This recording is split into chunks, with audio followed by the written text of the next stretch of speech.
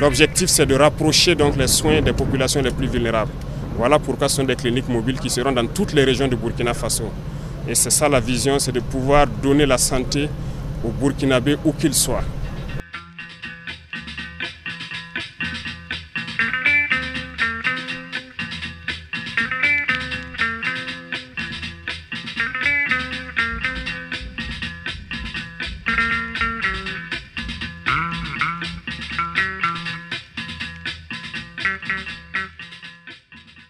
C'est d'abord un message de gratitude, de reconnaissance à l'endroit de son Excellence le Président du Faso, chef de l'État, parce qu'il s'agit véritablement d'une décision gouvernementale de haute portée.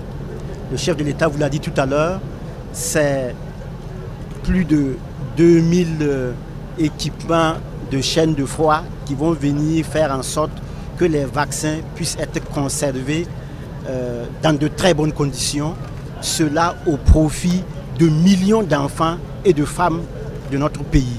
C'est aussi des véhicules de supervision qui vont permettre aux directeurs régionaux de la santé, aux médecins-chefs de district de se projeter sur le terrain et de s'assurer que les activités de vaccination, les activités de santé de façon générale sont mises en œuvre.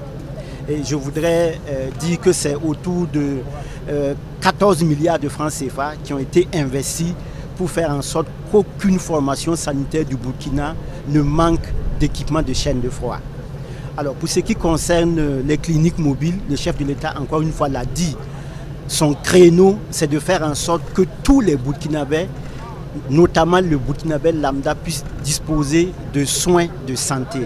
Et là, ça va être une magie de faire en sorte que, effectivement, jusque dans les plus petits hameaux de culture, les femmes du Burkina puissent bénéficier de mammographie, d'examens en fait du col pour détecter les lésions précancéreuses.